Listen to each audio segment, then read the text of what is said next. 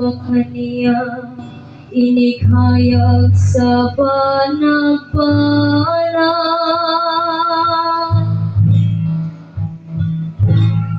Ang makagagahong nga Diyos, aniauban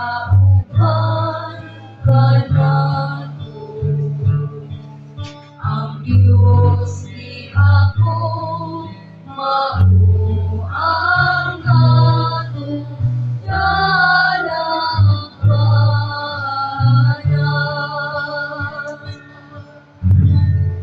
Ang Ginoo sa kagahuman, aniauban ka nato. Ang atong puta, mao ang Diyos ni hapon. Umarihamo, tanawa ang mga buhat sa Ginoo. Ang kahibulungan nga mga buhat nga iyang imo dinhi sa yuta.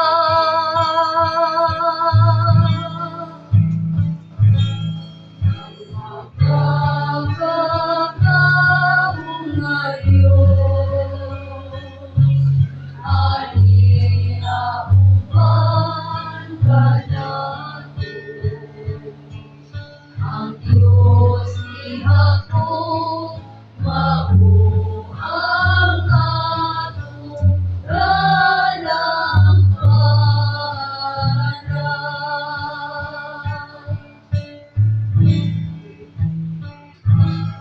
Ang makagagahong nga Diyos, aniauban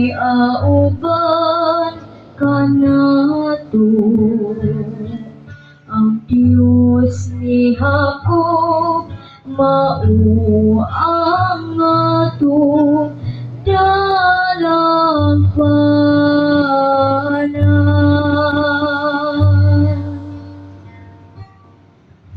Si San Pablo, diha sa iyang sulat ngadto sa taga-Corinto, nagpahinumdom nga si Kristo mao ang buktong sukaranan sa atong espiritual nga kinabuhi. Kita mao ang templo sa Dios. Busa angay nga magmatmon sa atong pagpangalagad o pagtukod sa kinabuhi nga balaan. Ang matag buhat husayon sa Dios ug ang espiritu sa Dios nagpuyo sa matag magtotoo. Ang ikaduhang pagbasa. Kinudlo gikan sa unang sulat ni San Pablo ngadto sa taga-Corinto. Kay kami mga kauban sa buhat nga nagiu sa pag-alagad sa Dios ug kamo mao ang uma sa Dios. Kamo mausab ang balay sa Dios.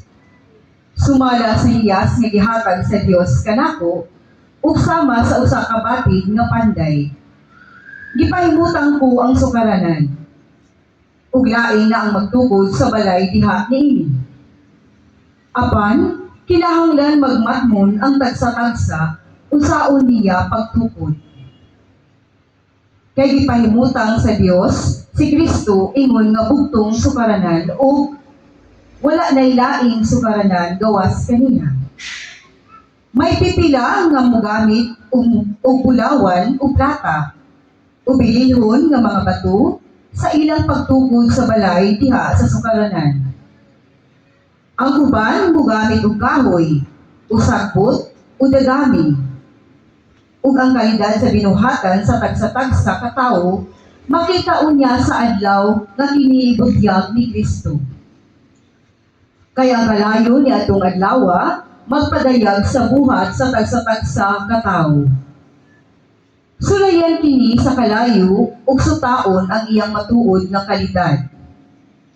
Sa walay duha-duha, nasayod kamo nga kamo templo sa Dios ug nagpuyo diha kaninyo ang Espiritu sa Dios. Busa ang muguba sa templo sa Dios, laglagon sa Dios. Kay balaan ang templo sa Dios, ug kamo ang templo niya. Ang pulong sa Ginoo. Salamat sa Diyos. Maninbo